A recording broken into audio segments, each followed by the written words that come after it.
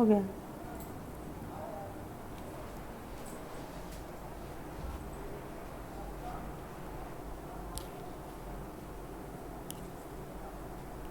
नमस्कार दोस्तों, आप सभी का स्वागत है ईटी एकेडमी के प्लेटफॉर्म पे। जैसा कि इससे पिछले वीडियो में मैंने आप लोगों को सेंट्रल विस्टा के बारे में बताया था और आप लोगों ने अच्छा रिस्पांस भी दिया है, तो उसी के तहत आज हम प्रधानमंत्री संग्रहालय के बारे में बताने वाले हैं। उसके बारे में जितनी भी डिटेल्स हैं वो सारी बातें आपको बता दी जाएगी और सारी जानकारी उपलब्ध करवा दी जाएगी। अगर आप लोगों को पीडीएफ चाहिए तो वो भी सेंड कर दिया जाएगा। और अगर वीडियो अच्छा लगता है तो लाइक ज़रूर कीजिएगा और कमेंट भी कीजिए कि आप लोगों को कैसा लगा, कुछ कमियां हैं वो भी बताइए। तो सबसे पहले हम देखते हैं कि आज का हमारा मोटिवेशनल जो कोट है वो है कि सक्सेस बस एक ही कला पे निर्भर करता है और वो है हार्ड वर्क। तो सक्सेस यानी सफलता पाना है, उसके लिए हमको हार्ड वर्क करना पड़ेगा। जिसने कठिन परिश्रम किया उसको सफलता मिली है और मिलती रहेगी। तो आप लोगों को भी कठिन परिश्रम करना चाहिए और सफलता को हासिल करना चाहिए। तो एक ही बात बस दिमाग में बैठा लेना है कि कठिन परिश्रम से ही सफलता मिलेगी, रुकना नहीं है। कंटिन्यूटी अपने पढ़ाई में बनाए रखिए। आप 2 घंटा ही पढ़िए पर रोज़ पढ़िए, ठीक है। तो हम लोग अब आज आपको बताएंगे प्रधानमंत्री संग्रहालय के बारे में। तो आगे देखते हैं प्रधानमंत्री संग्रहालय। देखिए यही है प्रधानमंत्री संग्रहालय। कितना सुंदर लग रहा है देखने में, एकदम सजा हुआ, तिरंगे में सजा हुआ हमारा प्रधानमंत्री संग्रहालय है। कभी मौका मिलेगा तो जाइएगा, हम भी जाएंगे देखने कैसा दिखता है, सामने से देखेंगे। आगे देखते हैं इसके बारे में जानकारियाँ। ऐसे तो इसमें पहले जवाहरलाल नेहरू जी ही रहते थे, अब हमारे सारे प्रधानमंत्री मिलेंगे हम लोगों को यहाँ। उनके काम जो वो काम किए हैं वो आपको देखने को मिलेगा। मतलब बहुत सारे जो प्रधानमंत्री हैं जिनको अलग अलग देशों में पुरस्कार मिला है, पुरस्कार जीतने में तो हमारे मोदी जी सबसे ऊपर हैं। उनसे ज़्यादा पुरस्कार तो शायद ही कोई प्रधानमंत्री जीते होंगे। तो देखते हैं हम लोग प्रधानमंत्री संग्रहालय। तो देखिए 14 अप्रैल का दिन तय किया गया। क्यों?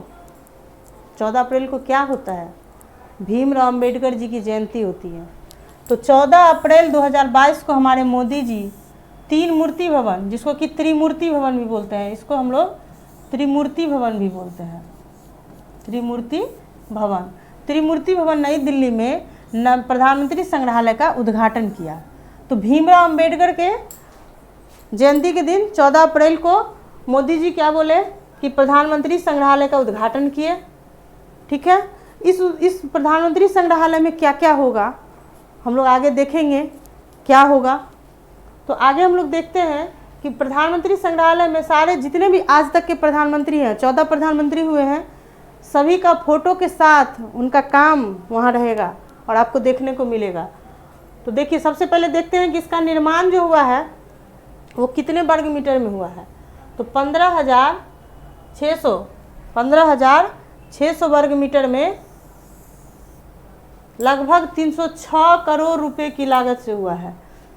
306 करोड़ रुपया। देखिए त्रिमूर्ति भवन में हुआ है, 306 करोड़ रुपया का लागत लगा है, 15,600 वर्ग मीटर क्षेत्रफल में हुआ है। और कितनी गैलरी है? 43 गैलरी है इसमें। 43 गैलरी है इस प्रधानमंत्री संग्रहालय में। 43 गैलरी है, 306 करोड़ रुपये का खर्च आया है, 15,600 वर्ग मीटर में फैला हुआ है, त्रिमूर्ति भवन में है।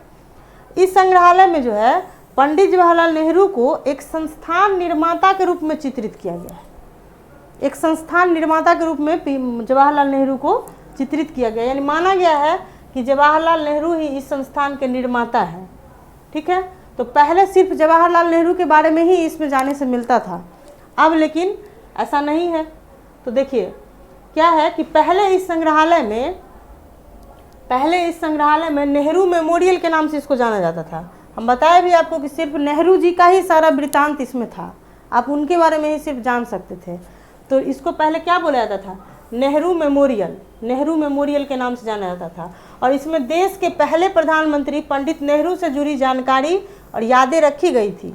लेकिन अब मैंने आपको बताया कि अब देश के 14 प्रधानमंत्री अभी तक हैं, 14वें हमारे मोदी जी हैं। 14 प्रधानमंत्रियों के बारे में इसमें जानकारी मिलेगी। इसकी जानकारी आप उपलब्ध कर सकते हैं। अगर आपको जानना है आप एक बार घूमने जा सकते हैं। अब देखिए, भारत के संविधान को भी प्रधानमंत्री संग्रहालय में जगह दिया गया है। हमारा जो संविधान है ना, इसको भी जगह मिला है कि भाई एक कोने में संविधान भी रखा जाए। कहाँ रखा जाए? तो इसको रखा गया है PM ब्लॉक 1 के रूप में, PM ब्लॉक 1 के रूप में नामित किया गया है। ये जो संविधान को जो रखा गया है प्रधानमंत्री संग्रहालय में, PM ब्लॉक 1 में, तो याद रखना है PM ब्लॉक 1 के रूप में किसको रखा गया है? संविधान को। अब संग्रहालय है, तो संग्रहालय, इस संग्रहालय में भारत के लोगों के हाथों को एक चक्र पकड़े दिखाया गया है। इसका एक लोगो बनाया गया है।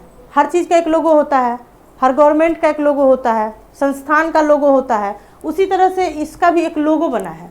तो लोगो क्या है कि बहुत सारी जनता है और उनके हाथ में एक चक्र है, चक्र को वो पकड़े हुए हैं, ये इनका लोगो है। हम फोटो नहीं सेट कर पाए। संग्रहालय में क्या है कि लोगों के हाथों को एक चक्र पकड़े दिखाया गया और यही संग्रहालय का क्या है? लोगो है। याद रखना है, ये लोगो याद रखना है आपको। फिर है कि इस संग्रहालय में जो है hologram, virtual reality, multi touch, multimedia, smartphone application जैसी टेक्नोलॉजी के माध्यम से सजीव बनाया गया है। यानी जब आप इसमें जाएंगे ना तो आपको ये नहीं लगेगा कि हम कहाँ आ गए। मतलब जैसे कि अभी बोर्ड है, ज़रा सा भी टच हो जा रहा है तो इसमें कुछ से कुछ हो जा रहा है, उसी तरह जैसे लग रहा है ये सजीव है, ये चलता है, हम छू दिए तो चलने लगा। तो उसी तरह से उस संग्रहालय में भी जो है होलोग्राम प्रतिमा है, जो 3D प्रतिमा है, जो आपको देखने से लगेगा कि एकदम सामने से निकल के उसमें से आ रहा है। फिर मल्टीमीडिया है या स्मार्टफोन एप्लीकेशन है, बहुत सारा टेक्नोलॉजी के माध्यम से अच्छा लगेगा देखने में, इसलिए वैसा बनाया गया है। वहाँ पे आपको फ़ोटो खिंचवाने का भी अवसर मिलेगा। आप जाइएगा तो बहुत जगह फ़ोटो खिंचवाने का मना होता है कि आप फ़ोटो नहीं ले सकते हैं, लेकिन यहाँ ऐसा कोई बात नहीं है। आप जाके अच्छा सा DSLR कैमरा लेके जाइएगा और मज़े से फ़ोटो खींचिएगा, फेसबुक पोस्ट कीजिएगा, तो फ़ोटो खिंचवाने के अवसर भी मिलेंगे।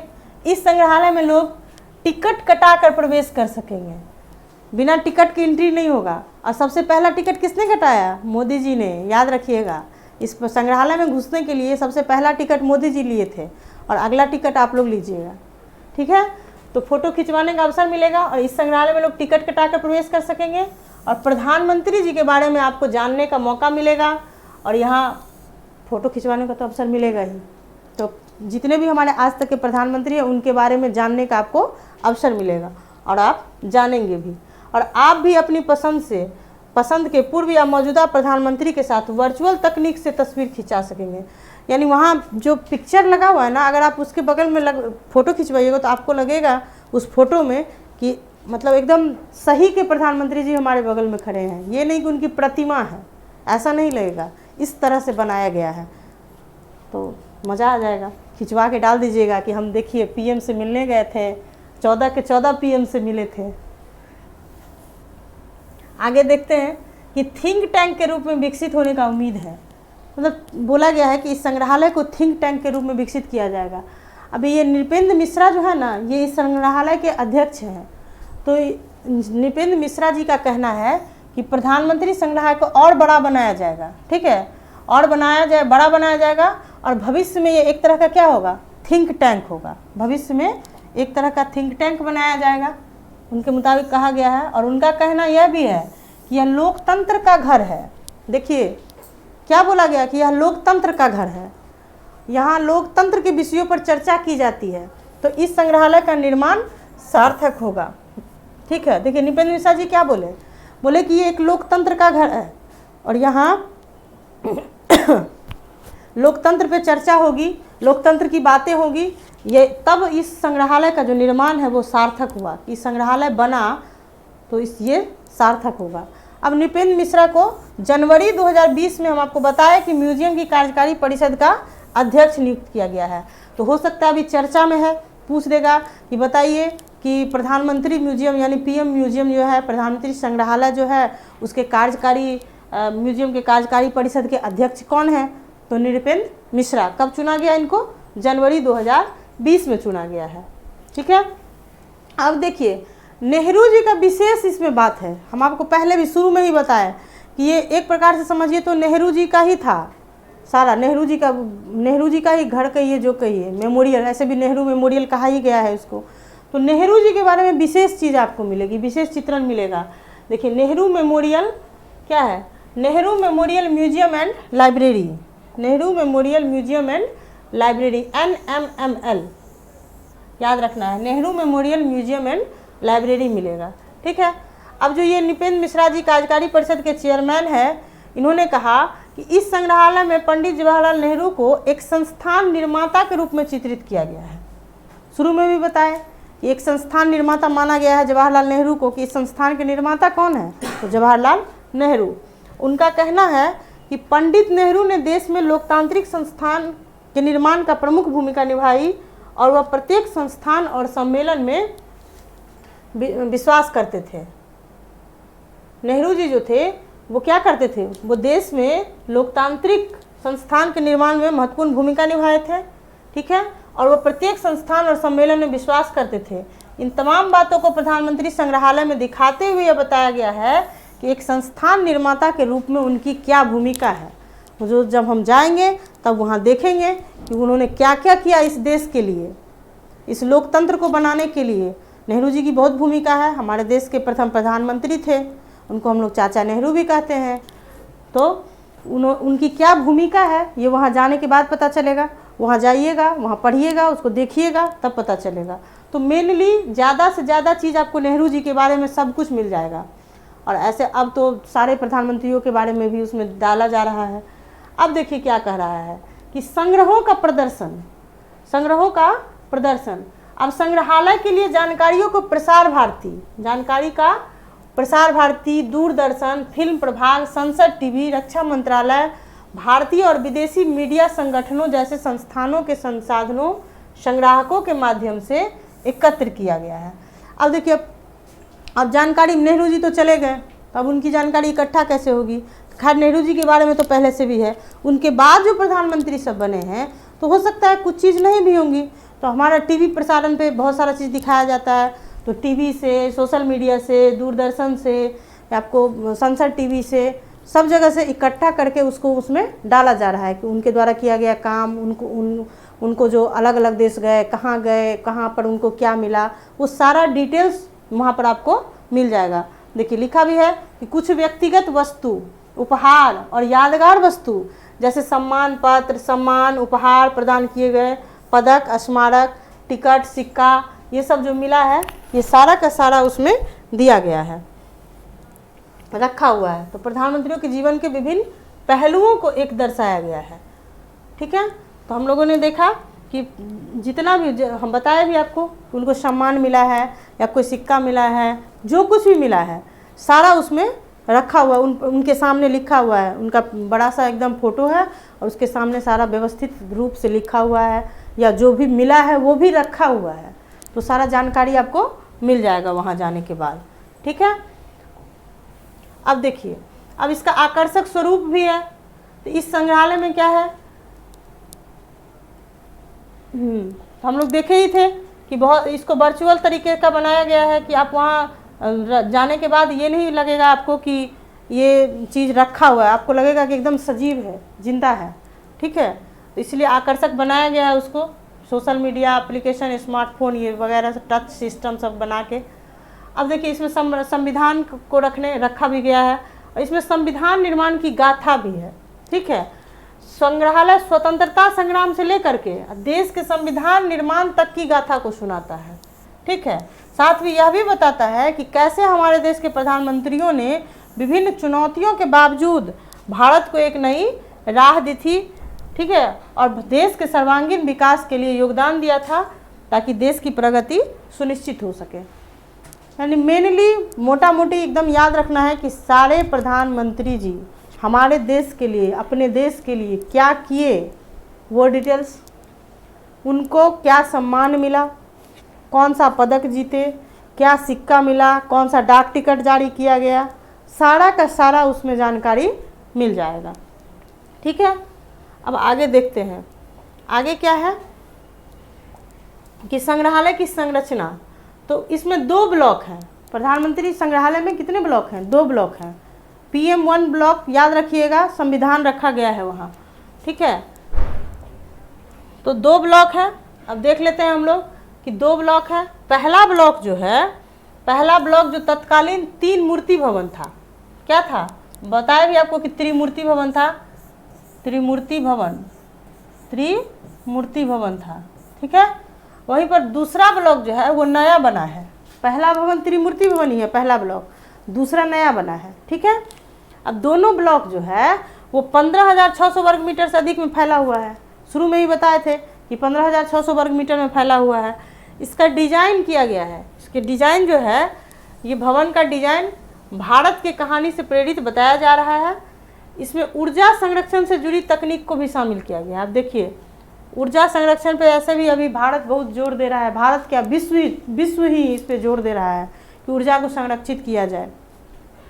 तो ऊर्जा संरक्षण से जुड़ी तकनीक को शामिल किया गया है।